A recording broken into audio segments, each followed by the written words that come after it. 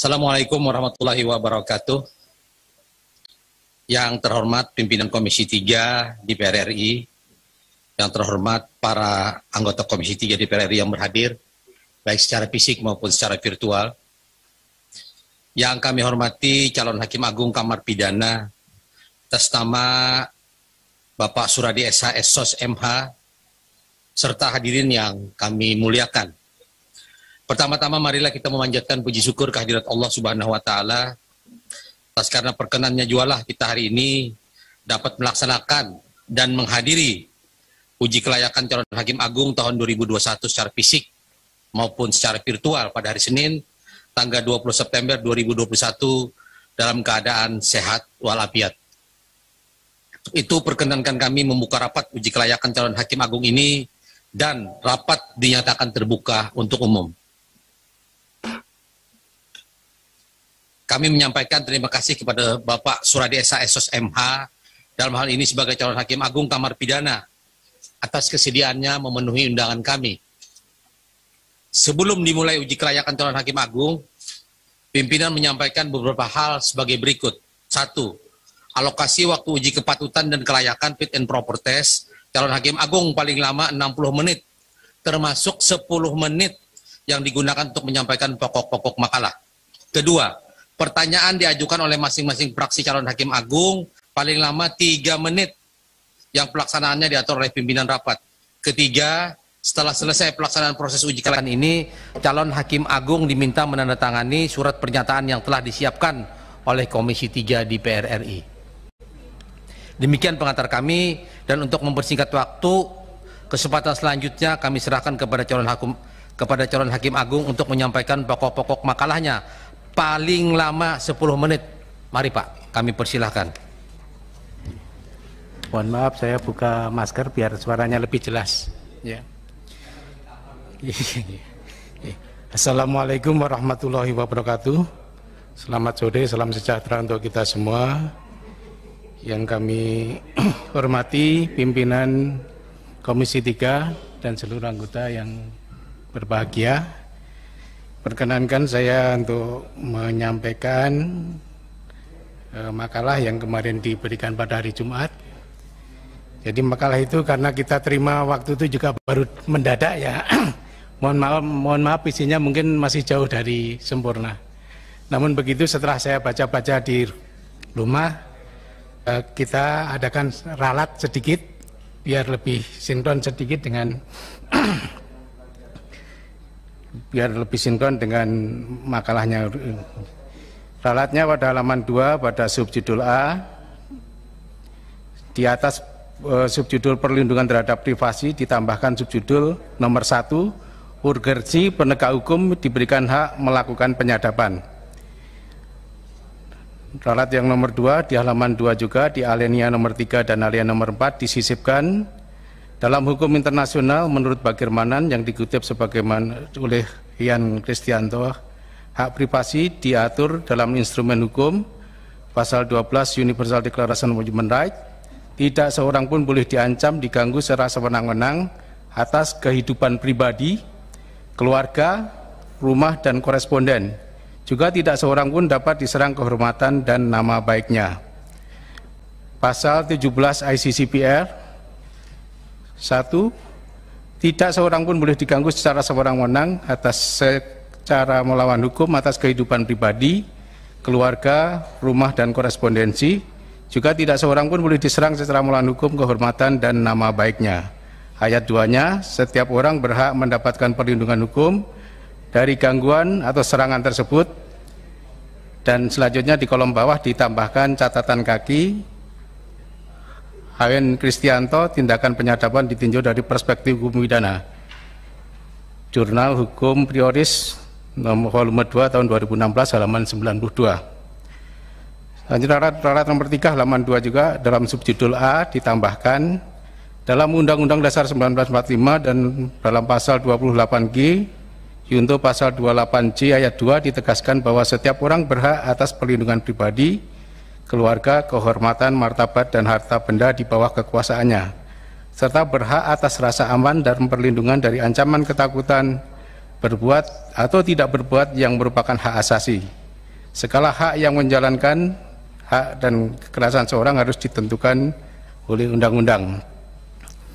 Halaman 2 di sub B ditambahkan perbuatan yang dilarang sebagaimana dalam pasal 40 nomor 2 Undang-Undang nomor 36 tahun 1999 tentang telekomunikasi, ditegaskan bahwa setiap orang dilarang melakukan kegiatan penyadapan atas informasi yang disalurkan melalui jaringan telekomunikasi dalam bentuk apapun. Ralat nomor 6 halaman 3 dengan subjudul C, apa yang diperbolehkan dan seterusnya, ditambahkan subjudul 2, seberapa jauh perubahan hukum acara pidana membolehkan penyadapan. Dan yang terakhir halaman 3 sub C diganti A dan sub D diganti B. Jadi hanya untuk menyesuaikan, menyelaraskan dengan latar belakang dengan sampai kesimpulan. Selanjutnya saya sampaikan bahwa judul yang diberikan oleh panitia yang dalam ini ada Komisi 3 DPR yang mulia, yaitu aspek penting pengaturan penyadapan dalam pembaharuan hukum acara pidana nasional. Dalam pendahuluan, memang tidak dapat dipungkiri perkembangan teknologi informasi yang mengglobalisasi hingga tidak batas negara dalam hal untuk berkomunikasi, sehingga membawa kemudahan berkomunikasi satu sama lain, dan orang tidak perlu harus kemana-kemana untuk mencari informasi, tapi cukup dengan alat komunikasi. Dengan itu komunikasi dapat terlaksanakan. Dengan kemudahan telekomunikasi ini, di samping satu membawa efek yang bagus menguntungkan bagi manusia seluruhnya personal, juga ada efek negatifnya. Efek negatifnya misalnya dipakai untuk bullying, untuk melakukan kejahatan, untuk menyebarkan ajaran dan seterusnya, juga untuk menyebarkan paham radikalisme dan sebagainya. Penggunaan alat telekomunikasi yang negatif ini tentunya harus dibatasi oleh hukum dalam rangka negara mempunyai hak untuk melakukan perlindungan hukum sebagaimana diamanatkan dalam alinea 4 Undang-Undang Pembukaan Undang-Undang Dasar Negara melindungi segenap tumpah darah bangsa dan tumpah darah Indonesia dan seterusnya itu. Selanjutnya dari permasalahan tersebut, dari pendahuluan tersebut dan latar belakang kita rumuskan pokok permasalahan. Pokok permasalahan yang pertama yaitu 1, apakah urgensi penegak hukum melakukan penyadapan terhadap percakapan yang dilakukan oleh antar perorangan. Yang kedua, sejauh mana pembaharuan hukum pidana membolehkan penyadapan. Untuk menjawab permasalahan tersebut, kita mencoba menguraikan dengan konten. Yang pertama, untuk menjawab apakah apa urgensinya itu harus diatur penyadapan. Dan seperti tadi disampaikan bahwa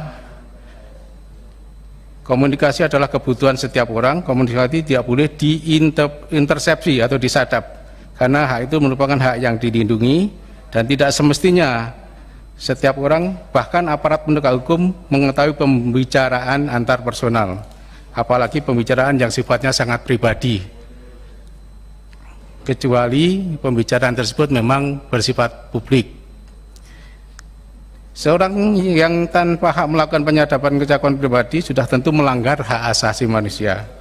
Bagi yang disadap, bila ini terjadi berlangsung secara bebas, sudah barang tentu peran negara melindungi segenap bangsa dan tumpah darah Indonesia sebagaimana diamanatkan oleh Undang-Undang Dasar 45 gagal dilaksanakan oleh negara. Sebagaimana di atas disampaikan dalam pendahuluan, penyadapan informasi kecakapan memang melanggar hak asasi manusia, namun di sisi lain disadari itu diperlukan untuk mengetahui secara dini kejahatan-kejahatan yang direncanakan, misalnya kejahatan terorisme yang akan melakukan peledakan bom atau keterlambatan penegak hukum mengetahui rencana tersebut dapat berakibat fatal. Ribuan nyawa bisa melayang. Tentu ini juga bertentangan dengan hak asasi juga. Di samping terorisme ada tindak pidana korupsi, juga ada tindak pidana yang lain. Urgensi dari melakukan penyadapan ini adalah untuk memberikan perlindungan penyadap, untuk mengetahui untuk melindungi hak-hak privasi perorangan, namun di sisi lain negara harus melindungi hak masyarakat dalam rangka untuk melindungi, mengantisipasi adanya suatu kejahatan yang membahayakan kejahatan tersebut. Selanjutnya, apa yang dimaksud dengan penyadapan ini adalah bagian dari substansi dari penyadapan itu, sebagaimana diatur dalam Undang-Undang tentang Telekomunikasi, pasal 40 dijelaskan. Pak Suradi, kami ingatkan Ya. waktunya 1 menit lagi. Ya. Jadi yang di situ diatur sebagaimana dalam pasal, saya singkat saja, dalam pasal 40 Undang-Undang Telekomunikasi dan Undang-Undang Transaksi Informasi dan Transaksi Elektronik pasal 31 ayat 1 dan ayat 2 sebagaimana dianggap dibacakan. Selanjutnya apa yang substansi tersebut, apa yang dibolehkan dalam arti yang legal. Ini diatur dalam pasal 31 Undang-Undang ITE, yaitu penyadapan yang dilakukan dalam rangka untuk penegakan hukum. Ini tentunya harus diatur di undang-undang. Dan berikutnya, bagaimana untuk penyadapan itu, KUHAP untuk pembahuran tadi memang di dalam hukum acara, hukum formal itu, hukum substansi itu tidak ada artinya kalau tidak ditegakkan. Untuk menegakkan itu diperlukan hukum acara. Makanya dalam itu ada dua pendapat, apakah perlu di undang-undang tersendiri atau dimasukkan dalam KUHAP yang merupakan bagian dari upaya hukum, upaya pemaksaan. Jadi yang pertama, kita khusus untuk hakim-hakim ini kita sambutkan bahwa untuk dapat menyadap mestinya tidak semua orang boleh disadap, tetapi harus ada bukti permulaan yang cukup tentang terjadinya perbuatan pidana. Tanpa itu nanti akan dikhawatirkan akan melanggar hak asasi. Begitu juga bagaimana lembaga penyadapan ini dilakukan menurut pembahuran. Semestinya kita lihat dari beberapa undang-undang yang sudah ada, misalnya di BNN, ada di ini, diperlukan izin khusus dari Ketua Pengadilan Negeri. Memang kalau di KPK ada Dewan Pengawas, tapi kalau yang ini di Ketua Pengadilan Negeri kan ini sifatnya lebih umum dan merupakan bagian dari hukum kodifikasi. Dari situ kita ambil penutup, disimpulkan bahwa urgensi pengaturan penyadapan dalam KUHAP untuk melindungi hak asasi manusia sebagai privasi dan sekaligus untuk melindungi hak asasi masyarakat umum pada hukumnya sebagai pelaksanaan dari negara untuk melindungi segenap tumpah darah warga Indonesia dan seterusnya sebagaimana dimanat undang-undang. Dan batasan yang dilakukan penyadapan yaitu dengan mengatur izin atau persetujuan yang dilakukan oleh Ketua Pengadilan. Persetujuan tersebut dapat diberikan oleh Ketua Pengadilan apabila kriterianya tadi berdasarkan bukti permulaan yang cukup bahwa itu akan terjadi suatu tindak pidana. Terima kasih, kurang lebihnya mohon maaf. Baik, yang terhormat pimpinan dan anggota Komisi 3 DPR RI, kita telah sama-sama mendengarkan penyampaian pokok-pokok masalah yang telah dipaparkan oleh calon hakim agung.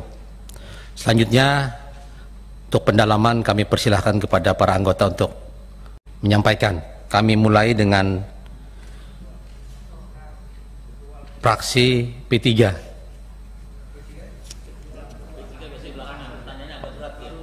Baik, PDIP, persilahkan. Pak Wayan. Ya.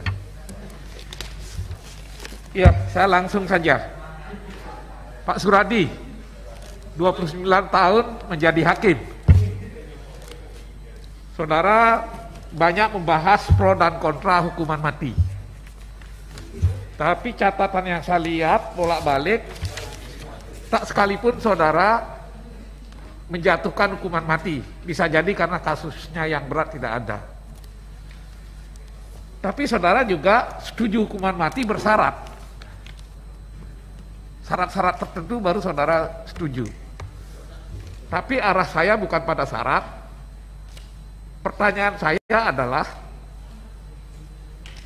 apakah saudara memahami bahwa hukuman mati itu tidak pernah mengurangi kejahatan? Bagaimana pandangan saudara tentang ini? Kok saudara setuju? Sementara pro dan kontra luar biasa, terutama dari kalangan LSM sangat menentang hukuman mati. Yang berikutnya lagi, berikan tanggapan. Walaupun hukuman mati telah dijatuhkan, tapi praktek di Indonesia karena terlalu mendengar suara-suara internasional, toh terpidana mati ini belum dilaksanakan sebagian besar. Ujung-ujungnya memenuhi penjara. Lagi-lagi hukuman mati ini membawa masalah. Karena penjara jadi ditumpuk dengan para narapidana antara lain karena orang terpidana mati. Berikan ulasan saudara, karena saudara sebagai calon hakim agung, karena akan erat kaitannya bagaimana saudara nanti memutus perkara, terutama hal-hal yang berkaitan dengan hukuman mati. Yang berikutnya, masih pada soal LP yang menumpuk, ada nggak pemikiran progresif dari saudara jika saudara jadi hakim agung membuat putusan-putusan dengan strategi dan argumen macam apa? Pikiran progresif macam apa yang bisa saudara telurkan agar tidak menumpuk narapidana di penjara? Satu dan lain hal, karena di masa lalu jauh sebelum Belanda datang itu tidak pernah ada penjara, baik-baik saja. Keseimbangan yang terganggu dipulihkan melalui hukum adat. Pernah nggak saudara berpikir bahwa untuk mengurangi penumpukan yang ada di dalam penjara, hukum adat itu bagus? Jika tidak saudara sependapat dengan sini, lalu saudara berani nggak melakukan terobosan dengan tidak memberikan hukuman penjara untuk perkara tertentu, cukup dengan denda, cukup dengan kerja sosial, cukup dengan sanksi sosial. Itu saja, terima kasih pimpinan. Baik, selanjutnya fraksi Partai Golkar. Baik, terima kasih pimpinan dan anggota Komisi 3 yang saya hormati, saudara calon Hakim Agung yang saya banggakan. Menarik sekali apa yang diuraikan makalahnya. Saya mencoba untuk menyimak secara detail apa yang Bapak sampaikan ini. Ada dua hal, tentang hukuman mati dan penyadapan. Hukuman mati memang menjadi persoalan bahkan di seluruh Indonesia sebenarnya. Ini menjadi harapan masyarakat sebagian, menginginkan ada hukuman yang sangat berat terhadap pelaku-pelaku tindak kekerasan yang berat pula yang dilakukan. Namun hanya kita berhitung jari seberapa banyak hakim yang berani menjatuhkan hukuman mati di Republik ini. Pertanyaan tentunya yang timbul terkait dengan hukuman mati adalah, menurut pandangan Bapak sebagai calon hakim agung, kira-kira kalau lolos nanti menjadi hakim agung, potensi untuk menjatuhkan hukuman mati, apakah pada pelaku seperti apa kira-kira? Apakah itu koruptor? Apakah itu narkoba? Atau kalau teroris kan sudah sering ada hukuman mati yang dijatuhkan. Nah, ini komitmen kita yang kita mau bangun. Yang kedua, tentang penyadapan.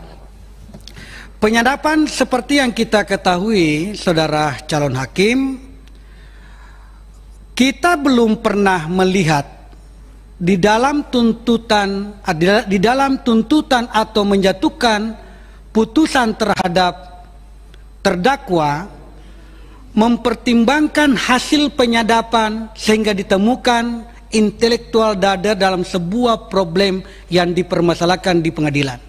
Kita belum pernah temukan itu dengan bantuan penyadapan. Kalau begitu modelnya, apakah penting ini penyadapan tetap kita harus perjuangkan? Yang kedua, di sisi lain, saudara calon hakim agung, ada yang mengatakan bahwa penyadapan itu juga adalah sebuah pelanggaran hak asasi manusia. Nah, bagaimana kira-kira memandang pertimbangan-pertimbangan yang calon hakim ini bisa lakukan sehingga bisa memilah antara tadi harapan dan kira-kira ancaman-ancaman yang ada di situ. Saya kira begitu. Terima kasih pimpinan dari Golkar. Singkat saja. Terima kasih. Assalamualaikum warahmatullahi wabarakatuh. Baik, selanjutnya kami persilakan. Interupsi pimpinan sedikit aja. Oke, silakan Pak. Saya mengusulkan kepada calon hakim agung, kalau bisa maskernya dipakai, Pak. Ya, kita supaya sehat semua. Karena negara ini sudah banyak habis duitnya untuk corona nih, Pak. Ya. Dan kami mengusulkan Saudara Ketua kita yang ada di ruangan ini kalau bisa sama-sama pakai masker, bicara maupun tidak bicara kecuali kita minum. Terima kasih. Baik, usul yang bagus. Terima kasih. Kami lanjutkan fraksi Gerindra. Lewat. Kami persilakan fraksi Nasdem. Sini pimpinan. Oke. Sebelah kiri, Pak Suradi. Baik, bismillahirrahmanirrahim. Assalamualaikum warahmatullahi wabarakatuh. Yang saya hormati Pak Suradi, calon Hakim Agung dan pimpinan seluruh anggota sekalian. Saya mengapresiasi pandangan Pak Suradi dalam makalahnya terkait dengan penyadapan yang dalam makalah ini Pak Suradi mengambil angle pembahasan dari segi hak asasi manusia. Ya, jadi memang menurut saya seorang hakim agung itu harus memiliki perspektif hak asasi manusia yang tepat, karena di dalam pengadilan inilah kita berharap ada penegakan hak asasi manusia. Nah, terkait dengan yang sudah calon hakim agung tuliskan di sini, di mana saudara calon menekankan bahwa mesti ada alasan terkait dengan penegakan hukum ketika dalam penyadapan. Nah, saya ingin bertanya begini, saudara calon.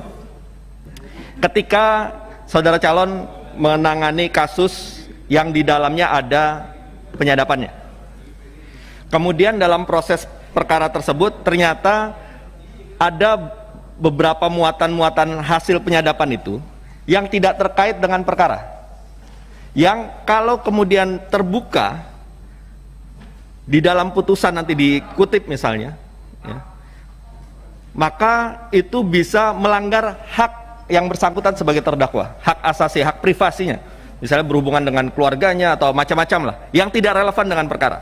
Apakah menurut saudara sebagai hakim agung, atau mungkin jika sebelumnya menjadi hakim yudik faksi, yudik faksi, atau ketika menjadi yudik juris, sebagai hakim, apakah saudara juga akan mempertimbangkan untuk menutup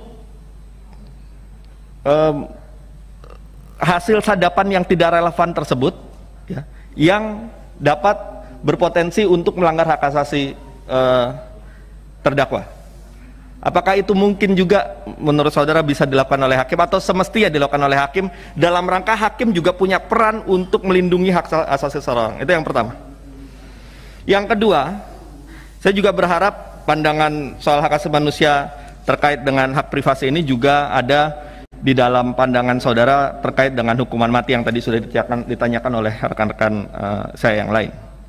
Tadi Pak Wayan mengetengahkan soal bahwa di banyak penelitian menunjukkan hukuman mati ternyata tidak berhubungan langsung dengan efektivitas pengurangan kejahatan di suatu negara, ya. Nah, saya ingin pandangan Pak Suradi terkait juga dengan hak hidup, itu yang pertama. Yang kedua terkait juga dengan kemungkinan adanya kekeliruan dalam suatu proses hukum pidana. Tadi di pertanyaan sebelumnya Pak Wayan juga sudah pernah menanyakan tentang kasus Sengkonkarta, ya. Mungkin bisa dibayangkan atau diberikan satu pandangan, ya, apabila misalnya kasus Sengkonkartanya divonis mati, kemudian sudah dieksekusi, kemudian muncul bukti baru, sementara yang bersangkutan itu sudah dieksekusi, bagaimana kemudian bisa menjalankan PK? Nah, mungkin dengan gambaran seperti itu, Pak Suradi bisa memberikan pandangan-pandangan terkait dengan bagaimana pelaksanaan hukuman mati di Indonesia. Demikian pimpinan, terima kasih. Wassalamualaikum warahmatullahi wabarakatuh. Terima kasih. Selanjutnya kami persilakan fraksi P3. Terima kasih Pak Ketua. Mohon izin saya tetap pakai masker daripada ditegur oleh Pak Trimedia Panjaitan. Ya. Pak Suradi, calon hakim agung yang terhormat, Pertama, saya ingin memberikan catatan apa yang disampaikan oleh Bapak terkait dengan hukuman mati itu sudah kami sepakati di DPR ini. Bahwa hukuman mati itu tidak lagi menjadi pidana pokok, tetapi menjadi pidana khusus yang harus selalu dijatuhkan secara alternatif. Jadi itu sudah clear, ya. Kenapa kok seperti itu? Karena paradigma berpikir dari sebagian kita itu juga berbeda dengan paradigma berpikir yang lain. Ada paradigma berpikir yang mengatakan hukuman mati tidak memberikan efek jera kepada para pelaku kejahatan. Tapi ada juga banyak yang berpikir paradigma sebaliknya. Ada hukuman mati saja tidak memberikan efek jera, apalagi tidak ada hukuman mati, ada abolisi total. Nah, itu juga jadi catatan kita. Jadi itu sudah clear. Nah, saya ingin bertanya hal yang lain. Sebagian masyarakat kita, ini ada dalam kultur dan ini tidak bisa disalahkan. Sekali lagi tidak bisa disalahkan. Ada kebencian yang luar biasa terhadap tindak-tindak pidana tertentu yang kita kemudian sepakati ini sebagai extraordinary crimes atau serious crime. Tindak pidana korupsi, terorisme, dan narkotika. Tetapi, nah karena itu, ya, penegak hukum itu paling senang kalau bisa mengungkap tindak pidana korupsi, apalagi bisa mendisplaykannya di ruang publik. Bahwa seolah-olah ini kasus korupsi yang sudah struktural di situ, ya. Dan kemudian mendapat tepuk tangan dari publik, tambah semangat lagi. Itu. Nah, saya ingin bertanya, sekarang pendekatan penegakan hukum itu tidak semata-mata retributif, tapi juga restoratif dalam kasus tertentu.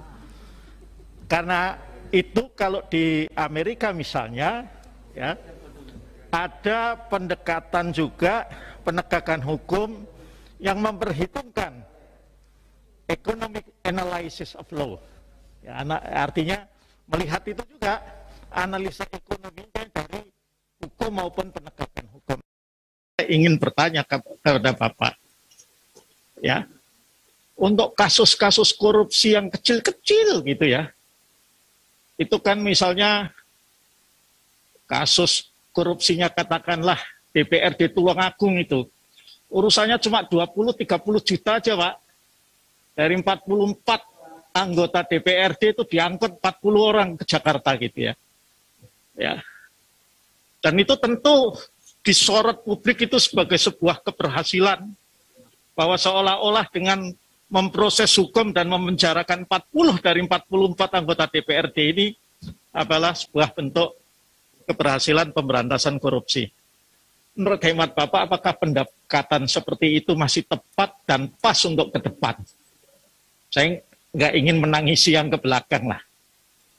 Apakah ke depan itu pas? Apalagi dalam kasus korupsi ini sekaligus pertanyaan kedua, ada kasus-kasus yang sesungguhnya mens rea tipikornya itu nggak jelas.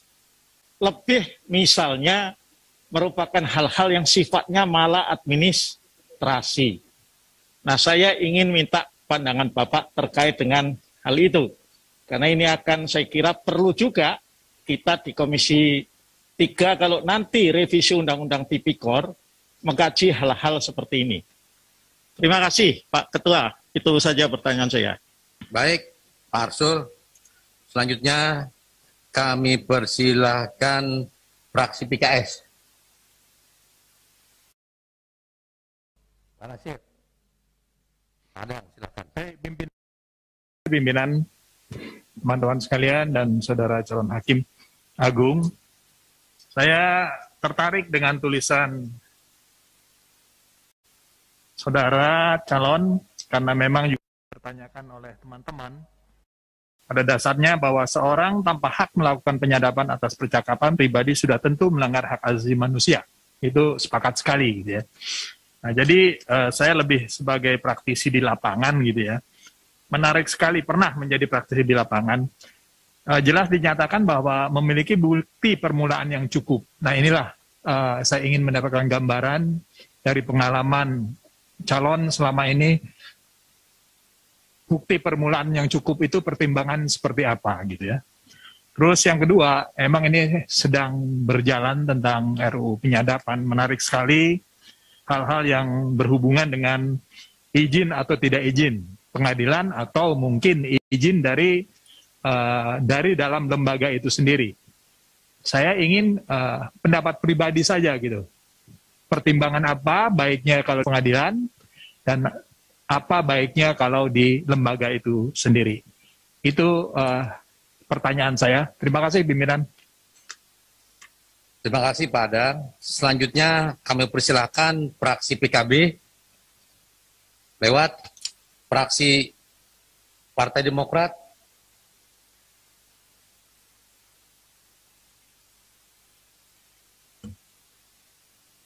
Terima kasih pimpinan, Bapak Ibu Komisi 3 dan saudara calon Hakim Agung. Menyimak apa yang tadi disampaikan oleh saudara Hakim Agung tentang wacana hukuman mati, di mana ada beberapa pendapat, termasuk juga tadi yang disampaikan oleh Pak Asrul yang saya hormati. Namun demikian, karena kita tinggal di satu dunia di mana negara-negara lain juga punya prinsip, ideologi, dan kepentingan nasional, untuk itu saya ingin bertanya ya, kepada saudara, ketegasan saudara terhadap hukuman mati ini dengan definisi tindakan pidana khusus dan lain sebagainya gitu. Apa yang mendasari saudara bersikap bahwa hukuman mati itu tetap dilaksanakan atau tidak di tanah air ini? Itu yang pertama. Kemudian yang kedua, bahwa ada beberapa faktor ya, seorang hakim memutuskan satu perkara, ada yang berdasarkan undang-undang kan begitu. Kemudian ada yang tidak terikat dengan undang-undang, berarti bebas. Kemudian dalam hal ini saudara memilih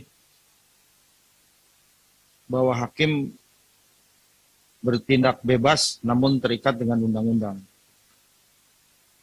Dari apa yang saudara simpulkan, saya ingin apa yang mendasari saudara bersikap seperti itu.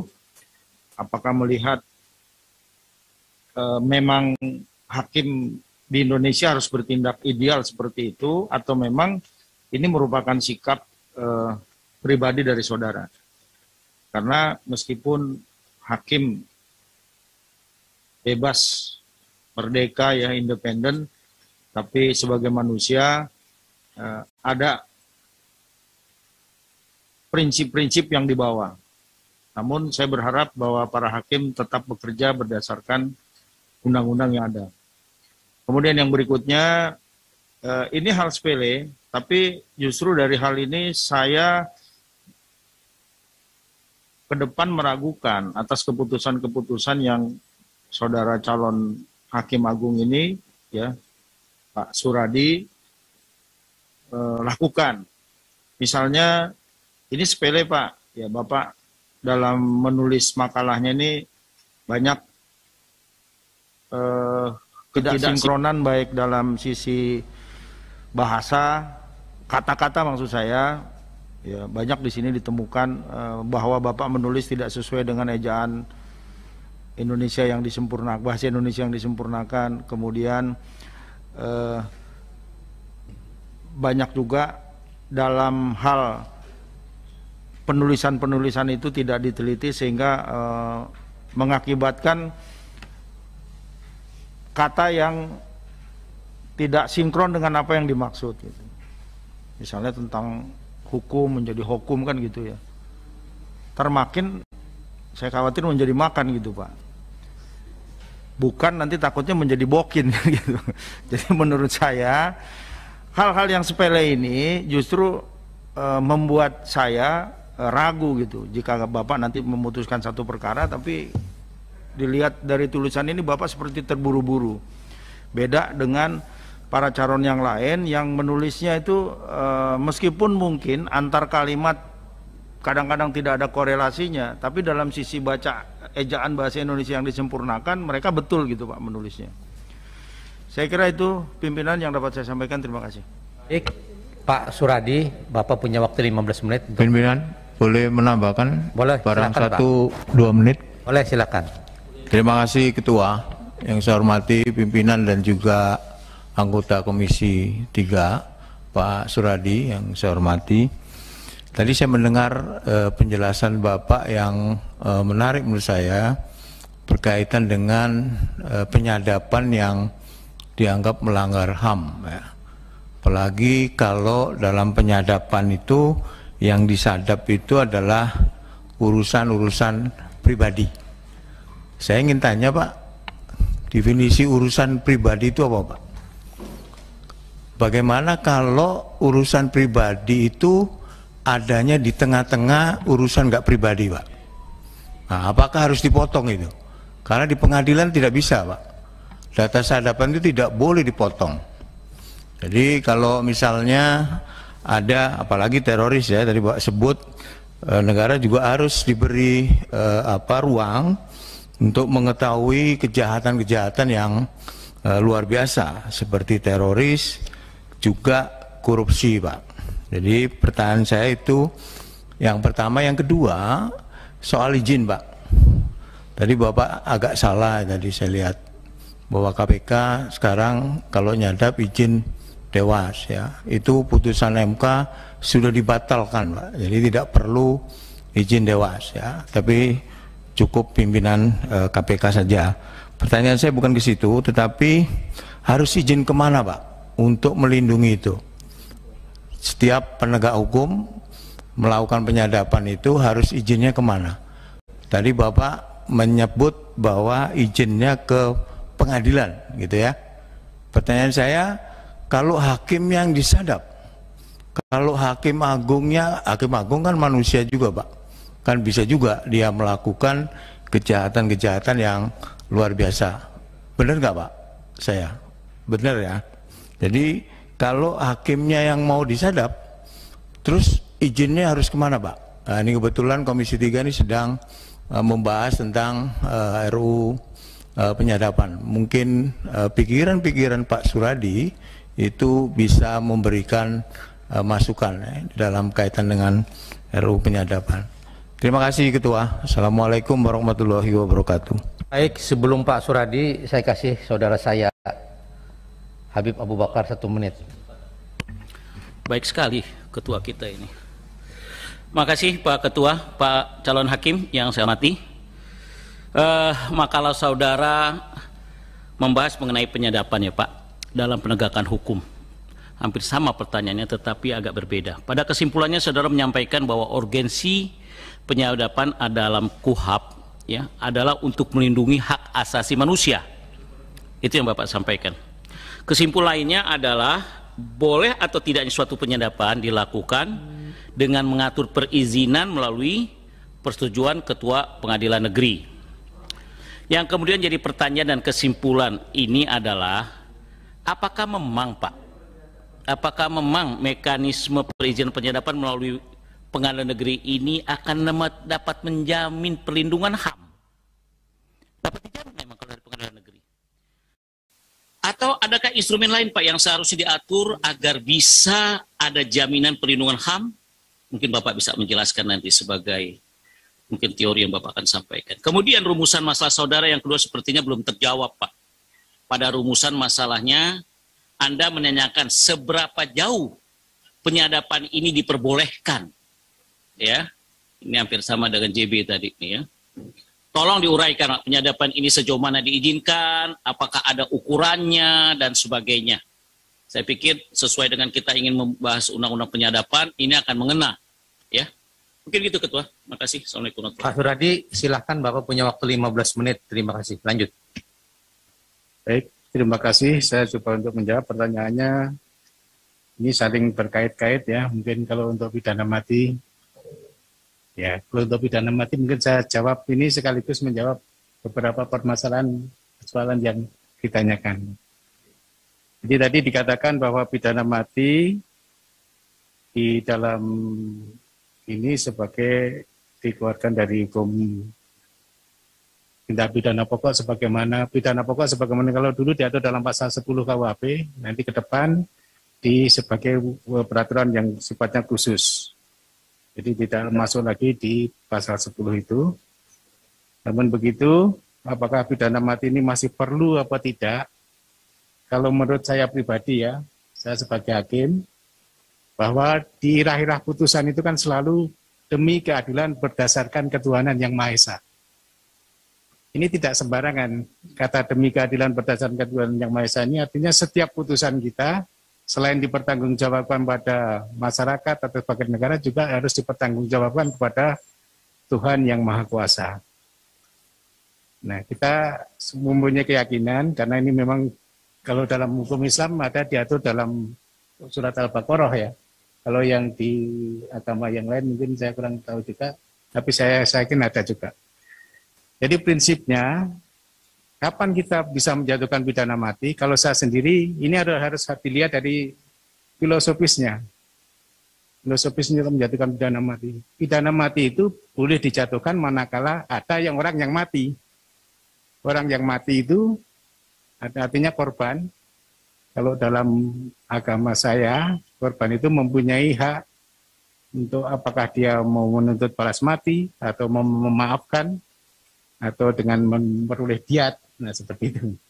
Nah, itu konsepnya seperti itu, dalam arti begitu. Jadi kalau memang keluarganya dan seterusnya korban itu memang sudah mengikhlaskan, dalam arti memaafkan yang bersangkutan, ya sudah tidak perlu lagi pidana mati. Karena apa? Keseimbangan antara konflik itu sudah terselesaikan dengan itu. Jadi ada filosofisnya seperti itu, Pak. Jadi ada alasan-alasan yang seperti itu. Namun begitu juga kalau memang sifatnya sadis dan seterusnya, itu kan memang sangat melukai hati masyarakat. Dan tentunya misalnya kalau sampai peledakan bom dan seterusnya sampai ratusan nyawa melayang, belum tentu mereka yang 100 orang itu melayang itu orang yang bersalah. Nah begitu kan. Itu tentunya perasaan masyarakat akan terusik. Bagaimana ini? Kalau hanya dijatuhi pidana 5 tahun. Nah itu tentu dikembalikan ke situ. Nah, ini dalam rangka untuk mencegah agar perbuatan-perbuatan serupa tidak terulang lagi. Memang benar tadi dikatakan bahwa ada penelitian yang menyatakan bahwa ada yang kurang efektif, tapi ada juga yang menyatakan bahwa itu ada saja masih ada, apalagi kalau tidak ada. Nah, seperti itu. Makanya ini penempatan dalam khusus itu saya yakin juga lebih bagus lagi itu dalam rangka untuk ke situ. Misalnya dilakukan dengan perbuatan yang sadis, dengan dipotong-potong, dengan berbunuh berantai dan seterusnya, itu tentu kan orang-orang yang memang tidak pantas untuk dalam arti begini penempatannya, karena itu melanggar hak hidup orang lain ya tentunya undang-undang harus memberikan respon seperti itu. Boleh dihilangkan, tapi memang harus dengan pembatasan-pembatasan. Tentunya kalau dalam hukum positif kita mengizinkan dan mengatur bahwa pidana mati itu memang masih dimasukkan dalam undang-undang yang sifatnya umum, gitu kan. Dalam arti masuk dalam KUHP misalnya ke depan, ke peraturan umum buku 1. Nanti. Terus tadi disampaikan juga menjawab dari fraksi PDIP, Pak Wayan Sudirta ya. Jadi ada pemikiran tentang progresif, strategi, dan agar perkaranya tidak menumpuk. Ya memang ini benar, jadi kita ke depan Mahkamah Agung juga sudah beberapa kebijakan, tapi masih belum ke semuanya. Misalnya di Direktur Badan Peradilan Umum sudah menerbitkan pedoman-pedoman untuk melakukan reformasi justice, ya. Dan reform RJ ini bagaimana? Restoratif justice bukan reformasi. Restoratif justice yang maksudnya apa? Restoratif justice itu adalah proses peradilan yang melibatkan baik dari proses pelakunya, korbannya, juga itu dicari penyelesaian yang sebaik-baiknya supaya luka atau istilahnya itu konflik yang ada itu bisa terselesaikan dengan baik. Kalau itu diselesaikan dengan baik artinya ada keseimbangan di masyarakat. Kalau masyarakat seimbang sudah otomatis tidak akan ada konflik ke depan. Jadi istilahnya kalau sudah saling maaf-maafan dan seterusnya untuk apa harus dibawa ke pengadilan, dihukum dan seterusnya. Tapi kalau memang itu tidak bisa terselesaikan berarti ya mau nggak mau harus memang dengan meja peradilan begitu kan.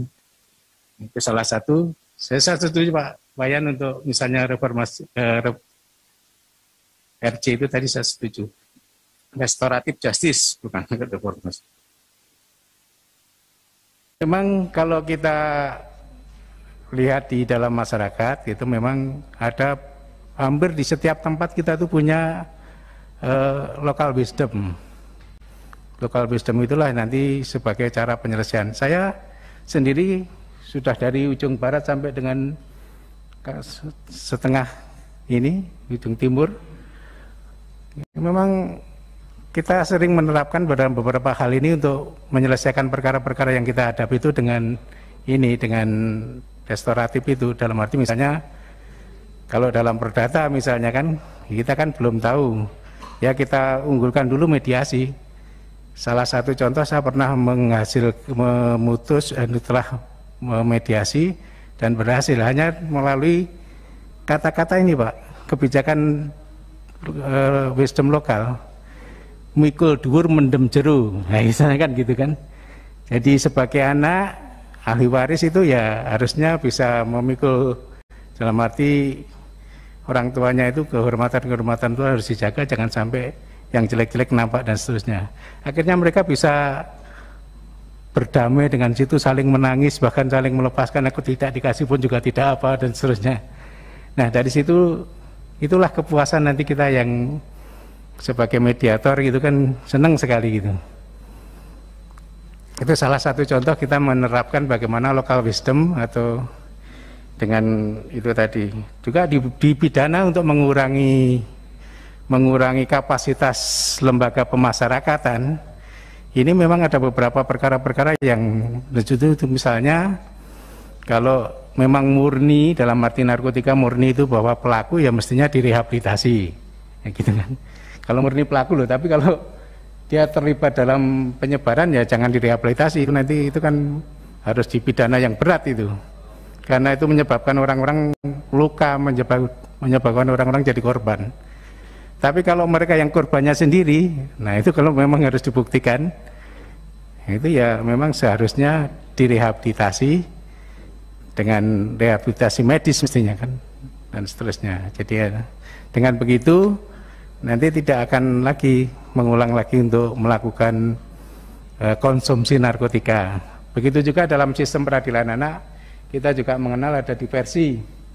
Jadi untuk tindak pidana tertentu yang diatur dalam pasal 7 SPPA itu dimungkinkan untuk diversi. Dengan diversi itu kalau itu diversi itu kan mengikut sertakan unsur masyarakat di situ dan dicari penyelesaian baik pelaku maupun korban di situ. Dengan adanya kesepakatan itu nanti kita mengeluarkan penetapan diversi. Dengan demikian tidak perlu lagi harus dikirim ke lembaga pemasyarakatan. Dan ini salah satu cara untuk mengurangi di lembaga pemasyarakatan agar tidak overcrowded. Kalau overcrowded ya sudah bisa dipastikan itu nanti tentu nggak sehat, pembinaannya juga sulit, ininya juga sulit. Terus dari Partai Golkar tadi hukuman mati sudah, penyadapan ya, pertimbangan memilah antara harapan dengan ini. Jadi tadi disampaikan seperti juga dari Pak Johan tadi kan, ada mana yang privasi, mana yang tidak. Nah itu.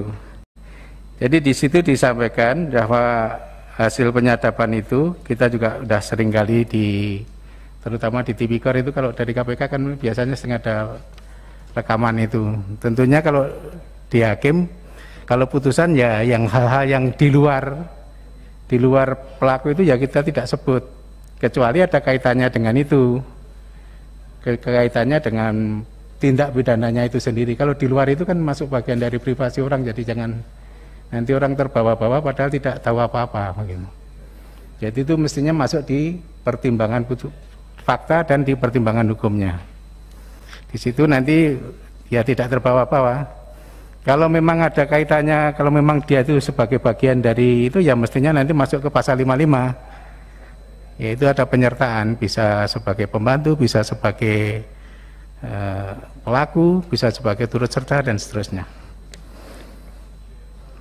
Terus ini harap dari Gerindra mesti ada langsung disebut. Itu tadi ya dari Gerindra juga penyadapan yang tidak relevan tadi Pak ya. Jadi yang tidak relevan ya kita di putusan tidak akan sebut-sebut itu. Karena memang tidak ada kaitannya apa-apa dengan, kalau memang ada kaitannya juga mesti kita sebut di dalam, terutama dalam pertimbangan pasal 55-nya itu. Interupsi pimpinan, mendalami sedikit tim pimpinan. Silakan Pak Johan.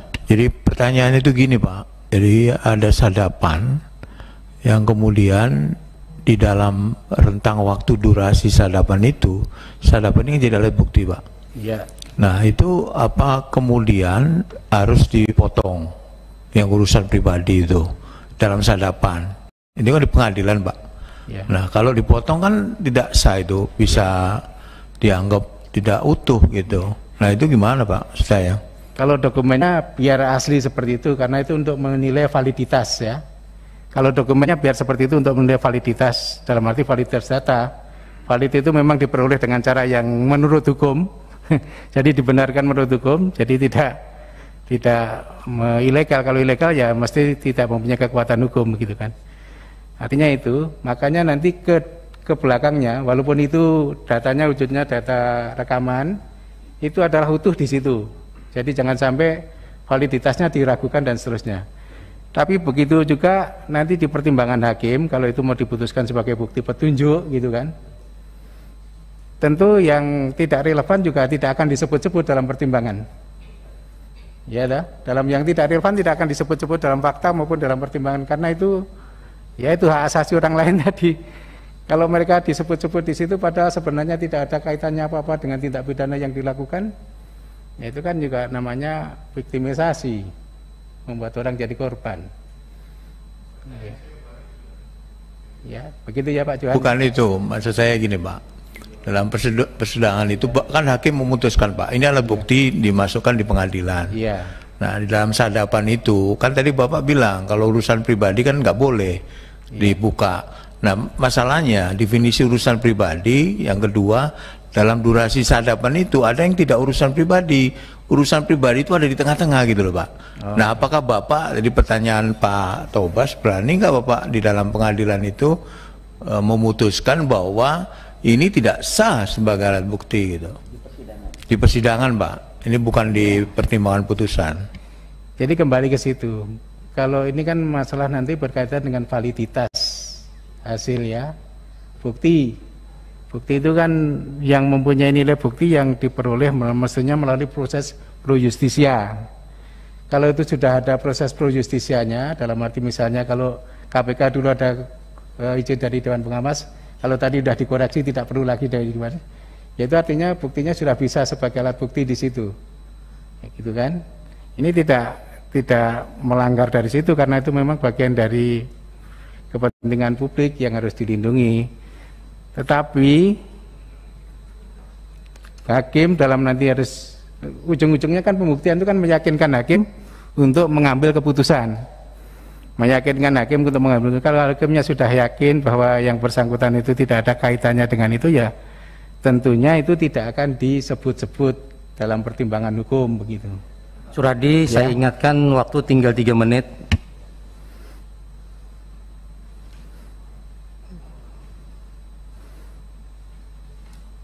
Ya, tadi ini sudah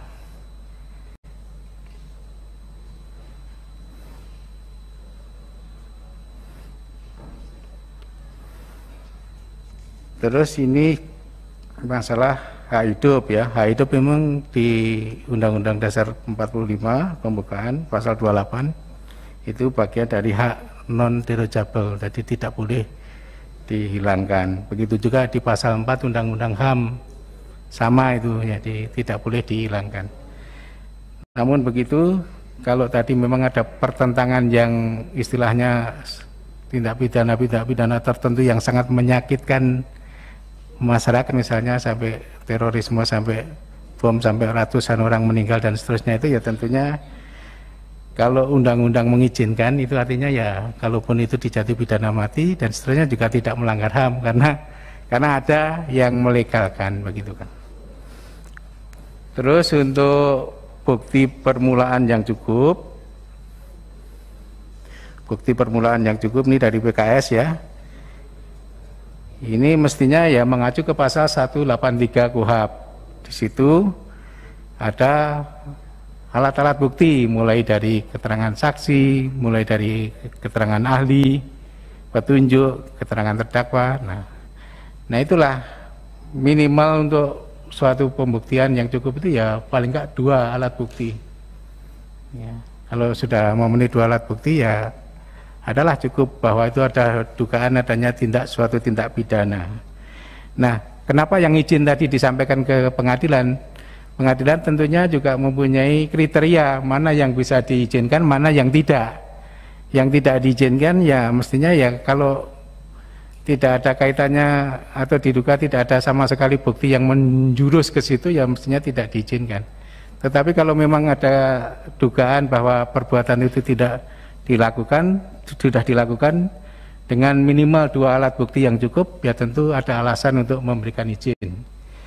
Nah, terus masalah izin tadi, apakah benar pengadilan harus diberikan izin?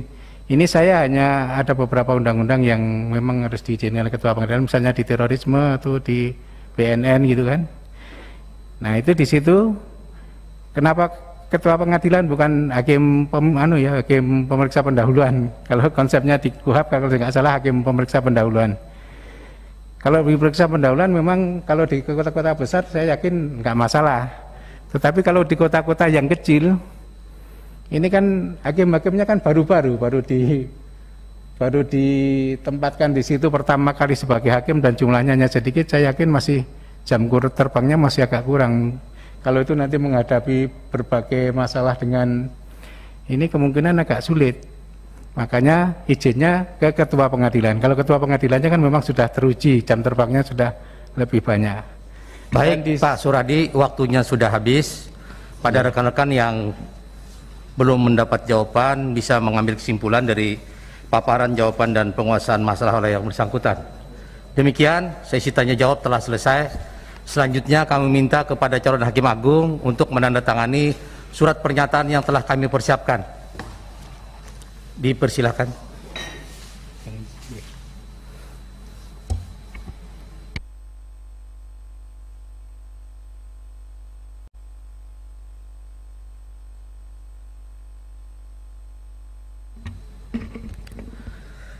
Dengan selesainya penandatanganan surat pernyataan, kami atas nama Komisi 3 DPR RI mengucapkan terima kasih kepada calon hakim agung atas kehadirannya pada hari ini. Selanjutnya calon hakim agung dapat meninggalkan ruangan sidang Komisi 3 DPR RI. Oke. Jadi sebelum kami meninggalkan, untuk pimpinan maupun seluruh anggota dari Komisi 3, kalau ada yang berkenan saya mohon maaf, kalau ada yang salah juga mohon dimaafkan. Jadi terima kasih atas waktu yang diberikan. Kita tutup dengan Assalamualaikum warahmatullahi wabarakatuh.